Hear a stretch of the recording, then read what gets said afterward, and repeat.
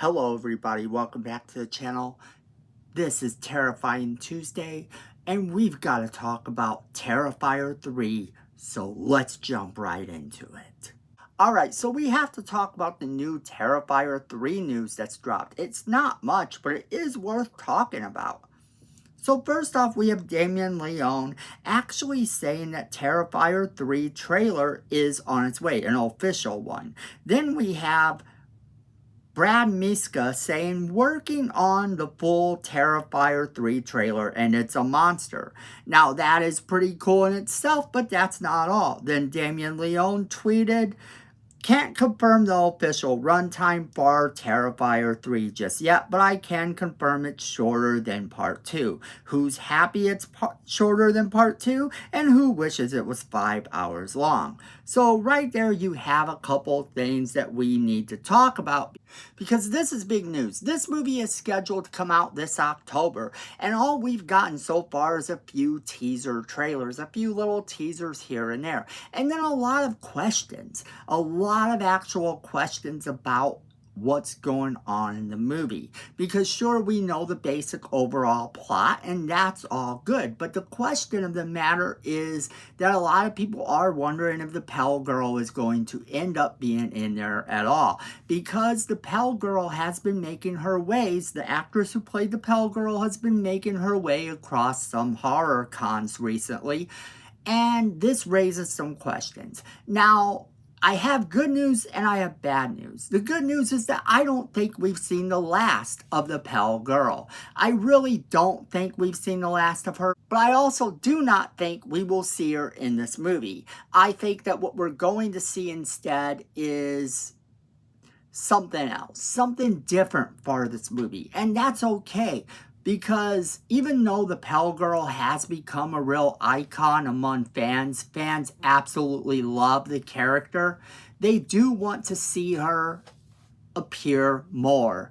And why not? Because the thing is that when you have an icon like that, you don't have to show them all the time, but she would be good to have later on, to show her again maybe. So I don't think we are going to see the Pell Girl in this movie. I just have that feeling like we're not going to. However, this trailer that they're talking about, this official trailer coming out, is very important because, like I said, all we have gotten so far is a few little teasers, a few little short things that are happening. Now, this trailer has to sell us on everything and has to make sure that we know what's going on in this movie. And I think it's going to deliver because the teasers we've gotten so far are actually pretty good. Now, in terms of this whole being shorter than the second one, now I think there is a valid reason as to why this movie would be shorter than Part 2, and that is because Part 2 was very lore-based, but it wasn't really lore-based around Art the Clown, but around the final girl that we are going to see return in this movie. So with that in mind, you have to also look at what they were trying to do there, set up this movie. And that's the beauty of Art the Clown, is that he is setting up not just him, but he set up his final girl for the next movie as well. Sometimes you want that final girl to be alive. You want them to live on, and you want them to actually be part of everything going forward. And to know that Sienna is going to actually be a part of this movie is something that's actually pretty cool, because Sienna was one of the best parts of that movie. The character was so well done, and you don't see that in a lot of slasher films. Unfortunately, you don't have a lot of slasher films where they build that much time around the final girl. You know, you usually get someone, they're in, you see how they behave, And then okay, say they are the final girl. Oh, they're wholesome, they're sweet, and you don't want to see them die. But a lot of times fans really don't care. Fans really don't care if the final girl walks out of there alive or not. And I think that Terrifier 2 did this amazing thing with that character. Sure, you're gonna make the argument, but you know, that you do have your favorite final girls. And everybody does. Everybody has that final girl that if she didn't walk out of the movie alive, you would have been incredibly sad. And that's the thing about final girls. We are supposed to care about them. But I think that Terrifier 2 actually did such a really good job of setting up Sienna. But that's also what made the movie as long as it was. Because when you had Terrifier 2 built around her, you had to kind of go where she went. You had to have that character development, but then also they were still trying to build a lot around Art the Clown. But we got to know a lot about Sienna. We got to follow her more than most final girls because the cast was smaller of that movie. It wasn't like a bunch of camp counselors where you have 10 or 12 that are going to be dead by the end of the movie. Now with this one, however, they're going to compact it because they don't have to tell any more about Sienna. They have to tell a little bit, but I'm sure we're going to follow her just like we did before. And I'm pretty sure we're going to get to know what happened to her between the time of the movies. Like, how many years did she actually spend in an insane asylum? We know that there's a couple-year time jump, so we do know that she's been in an asylum, that she's been kind of going through a lot. And that's fine. Then we're kind of going to get to learn more about Art the Clown in this one too. That's kind of what's been hinted, is that this is going to be much more Art the Clown based in terms of lore. And in order to do that, they probably have some of the stuff already planned out that they can compact it into a nice bundle and give us something really exciting.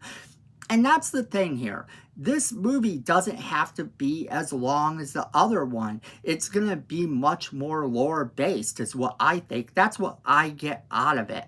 I think that this is going to show us the connection between Sienna's father and Art the Clown. We're going to get that connection between those two, and we're also going to get to figure out a little bit more about Art the Clown himself. So to have it actually be that long isn't really important. It can be a shorter movie and give us just as much really good things. In fact, I kind of think that's why they did it this way, because they already gave us a lot of Sienna and we're just going to catch up on her, and then this movie is going to be much more slasher heavy. They've already said this is more brutal than part 2. I've heard people actually say that it's more brutal than part 2. And if that is the case, then that explains a lot. And we're not getting a lot of information about what's going to be happening in this movie from the other cast members. Like I said earlier, the Pell Girl, I don't think we're done seeing her. However, I don't think she's going to be in this movie, unfortunately. Now, I do think that them saying that the official trailer is coming is massively important, because we have to get that hype ready, even though the hype is already there, even though you have a bunch of people talking about this movie and being excited for it. Imagine that we get to see this trailer and the trailer delivers everything we were hoping for, because that is always what we're hoping, that the trailer sort of ups our excitement level by 10 billion. And can it do it? Will it do it? We don't know. But at least we know we're getting that trailer, and we know the runtime is shorter than the second movie, which tells us that it's going to probably have a lot more action rather than that character development. It's going to definitely have the character development, but I think that that runtime being shorter means that we're going to have more slashing being done by Art the Clown in this movie. At least that's kind of what I hope is the case. Because for me, I liked Art the Clown the best when he was being incredibly brutal in those previous movies, especially in part 2. shocked a lot of people and made a lot of people take notice of Art the Clown for the first time. So it almost definitely has to bring that to the table. It has to bring more kills. It has to bring more violence. It has to bring a lot more Art the Clown things. That's the way I see it. But I want to know what you guys think. Are you excited about the fact that this trailer is suddenly being announced, this official trailer that we're supposed to get? What do you think about this runtime being shorter? Are you on the fence about whether or not you wanted it to be long? Or do you think it should have been longer or as long as the second one? Do you agree with what he said about do you wish it was 5 hours? As always, we want to hear from you guys, so make sure you're leaving us that comment in the comment box below, letting us know what you think. Don't forget to share this video with all of your friends. They're going to want to be a part of this conversation as well. Don't forget to hit that like button. It's free. It helps the channel, and we really do appreciate it. Then Miko says we need more subscribers, and look at this face.